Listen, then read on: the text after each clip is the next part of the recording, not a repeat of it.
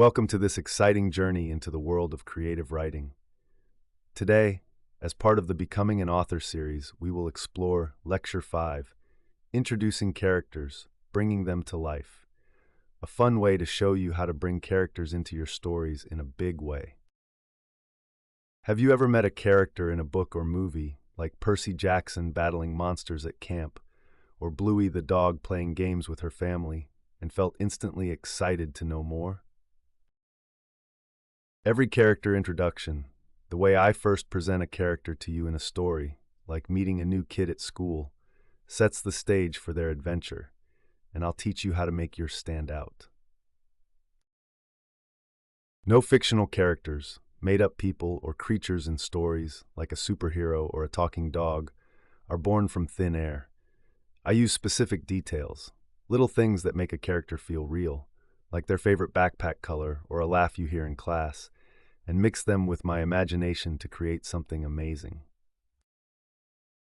In this lecture, I'll share 2 key ideas all characters have in common, suggest 5 cool ways to introduce them, and use examples from classic books you can find for free.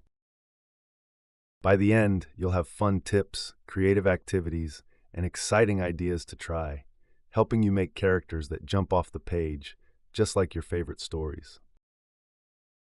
Let's dive in and discover the magic of introducing characters together. Have you ever written a story and made a character that reminds you of someone you know, like your funny cousin who tells jokes at the dinner table, or your curious cat chasing a toy mouse? That's because no fictional characters come from nowhere. I pull ideas from things I've seen in myself or others, like how I notice your friend's silly dance moves during gym class, your dog's wagging tail when you get home from school, or your teacher's cheerful wave at the classroom door, and mix them with my imagination to create something new. This process is called observation, which means watching and noticing details about real people, like their actions or words, to use in stories.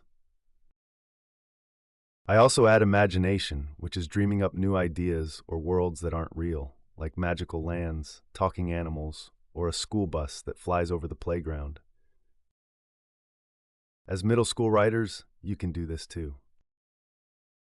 Your characters can show the world you see, like the fun at recess with swinging ropes, the adventures you dream about with hidden treehouses in the backyard, or the kindness around you, like a shared cookie at lunch.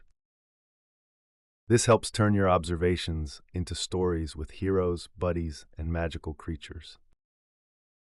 Let me guide you through what all characters share and how to introduce them, with help from famous authors and examples from classic books. All fictional characters have 2 big things in common. First, fiction is all about the particular, not the general. This means even if you're writing about a big theme, like friendship or bravery, your story focuses on one character in a specific time and place. Like a kid finding a treasure map on the playground after school, the gravel crunching under their sneakers, or a pet saving a ball during a backyard game with the sun shining and kids cheering, rather than just talking about everyone. I build characters with specific details, which are little things that make a character feel real, like the color of their backpack, the sound of their laugh in the hallway, the way they twirl their pencil during math, or the smell of their favorite pizza at a sleepover. Second, every character has a narrative purpose. This is the reason a character is in the story, like wanting to win a soccer game with a cheering crowd, helping a friend finish a group project before the bell rings, or solving a mystery during a school field trip, which drives the plot. We'll dive deeper into character development, how a character grows or changes throughout a story, like getting braver during a school talent show, next time, but I want you to think about their narrative purpose when you introduce a character. Whether I start with their actions or their thoughts, their specific details show what they care about, like a goal to be the best artist or a dream to explore the woods. Meeting a character is like meeting a new friend at school. Think about the first time you met someone special, like a best buddy with a bright backpack at the bus stop, or a cool cousin telling a funny story during a family picnic in the park, and how you remember something particular, like their shiny shoes, a goofy wave, or the ice cream they shared under a shady tree. I have a similar experience with fictional characters in stories. The first impressions, the first way you meet a character, matter a lot. Within a page or two, I decide if I like them, find them interesting, or want to skip them, like choosing a new game to play with friends at recess. If a character feels boring, I can close the book. No hurt feelings. To help you make a great first impression, I'll share 5 ways to introduce characters, each using specific details to hint at their narrative purpose. Let's check them out. One way is a physical description. This tells me what a character looks like right away, like noticing a new kid's outfit on the first day of school. Take Joseph Conrad, an English writer who loved sea adventures, and his book Lord Jim about a sailor with a big dream. The excerpt reads, "He was an inch, perhaps 2, under 6 feet, powerfully built, and he advanced straight at you with a slight stoop of the shoulders, head forward, and a steady gaze that reminded me of a charging bull, his voice deep and loud, wearing spotless white from shoes to hat, looking neat and popular in busy ports where ships lined the docks, the salty breeze ruffling his sleeves, and the sound of waves crashing nearby like a drumbeat." This shows Jim's strong build, steady gaze, and neat clothes, hinting his narrative purpose is to prove something to himself, maybe to show he's brave during a tough test. The specific details, his stoop, loud voice, white outfit, salty breeze, and crashing waves, make him vivid without a full scene, letting me picture him clearly standing by the harbor, ready for a challenge, like preparing for a school race. Another way is character action. This shows what a character does to reveal their personality and goals, like watching a friend kick a soccer ball during recess. Eva Figes, an English writer who loved nature, wrote Light about an artist named Claude Monet. The excerpt reads, "The sky was still dark when he opened his eyes and saw it through the uncurtained window, jumping upright in seconds, opening the window to study the dawn, the fading black turning gray and misty with a dying star's light, breathing deep the air heavy with dew, then rushing to a cold bath that made his skin tingle, humming a happy tune, the wooden floor creaking under his feet, and the faint scent of morning flowers drifting in like a spring breeze." This shows Monet's energy and love for nature through his quick moves, tingling bath, and humming, hinting his narrative purpose is to have a good day to paint a beautiful picture, like finishing an art project. The character action, jumping up, humming, and creaking floor, makes him lively and curious, with the flower scent adding a fresh touch, like walking to school on a spring morning. A third way is direct address, where the character talks to me, like a friend sharing a secret at lunch. Mark Twain, an American writer who loved humor, wrote The Adventures of Huckleberry Finn about a boy on a river journey. The excerpt reads, "You don't know about me without you have read a book by the name of The Adventures of Tom Sawyer. But that ain't no matter, I'm Huck Finn, and I'm starting my own tale, the river calling me with its soft waves, the sun warming my back as I sit by the shore, and the smell of fish in the air mixing with campfire smoke." This shows Huck's voice, casual and bold, hinting his narrative purpose is to find freedom from rules, maybe from a strict teacher or homework. His direct address pulls me in, making me feel like his friend, with the river, sun, fish smell, and campfire smoke adding to his world by the water's edge, like a school camping trip by the lake. A fourth way is report by other characters, where others tell me about the character, like classmates chatting about a new student. William Faulkner, an American writer who loved mysteries, wrote A Rose for Emily about a reclusive woman. When Miss Emily Grierson died, our whole town went to her funeral, the men with respect, the women curious to peek inside her house, unseen for years, her figure small and plump in black, leaning on a cane, her eyes like coal in a doughy face, the old house creaking as they entered, and the faint scent of dust filling the air like an old attic. This shows Emily's mystery through the town's words and her odd look, hinting her narrative purpose is to keep her privacy from prying eyes, maybe like avoiding a school rumor about a lost lunchbox.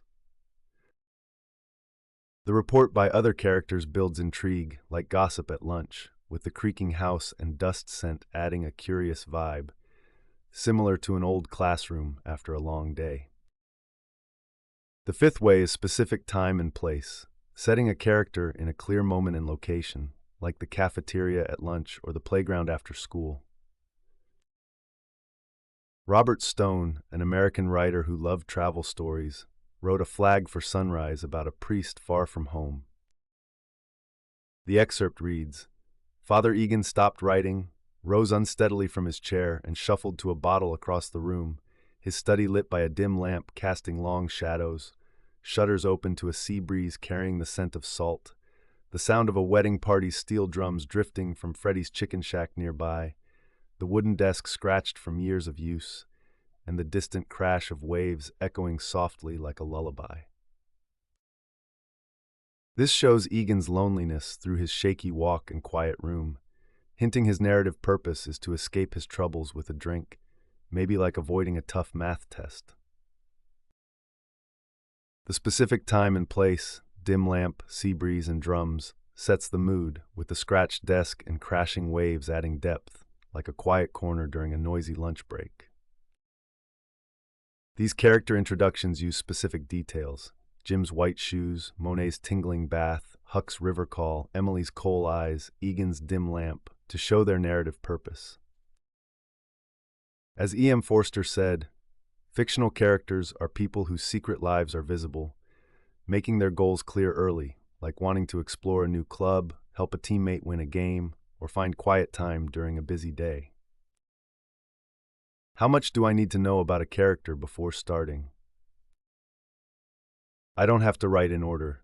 Sometimes I write the big scenes first, like a character winning a talent show with clapping hands and a proud smile, and add the character introduction later to hint at it, like showing their nervous practice with shaky notes and a wobbly stage. Some writers use the iceberg theory, a writing idea where they create a full backstory for a character, like their favorite video game, a secret fear of the dark during a sleepover, or a special toy from a birthday party, even if only a small part shows in the story, like an iceberg with most underwater. Janet Burroway, a writer who teaches other writers, compares this to actors making up extra details, like a character's favorite snack or an anxious habit like tapping their foot during a test.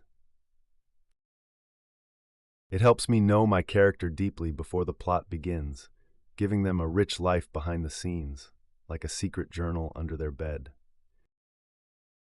But I like a different way, the exploratory process, discovering a character as I write, learning about them step by step, like figuring out a new friend during a group project in class.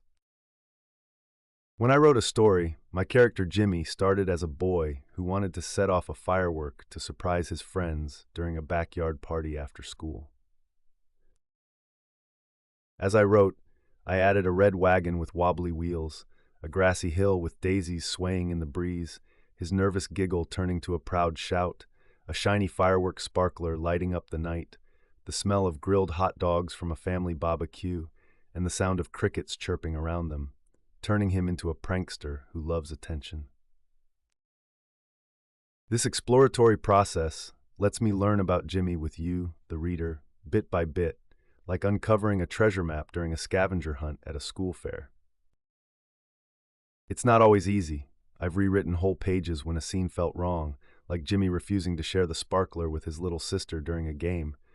But that's a sign my character is coming alive, saying, "That's not me."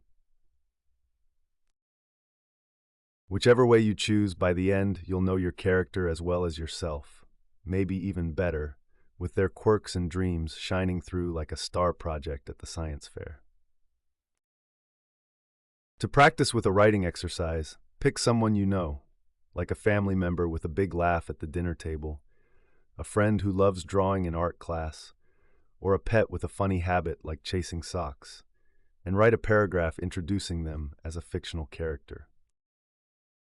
For example, if it's your older sibling, describe them playing video games in the living room, their controller flashing with colors, and their excited yell, hinting they want to beat the high score and impress you.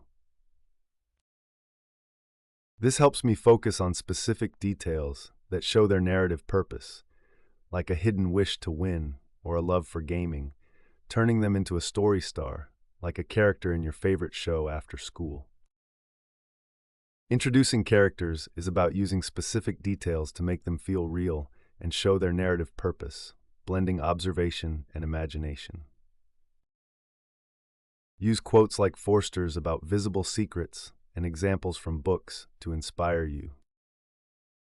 Practice with the writing exercise I shared, and watch your fictional characters shine with every character introduction. Next, we'll explore character development and character types. Different kinds of characters like main heroes or funny sidekicks. Keep creating, stay curious, and let your imagination soar. Keep your pencils sharp and your mind open as you continue this amazing writing adventure. Ciao.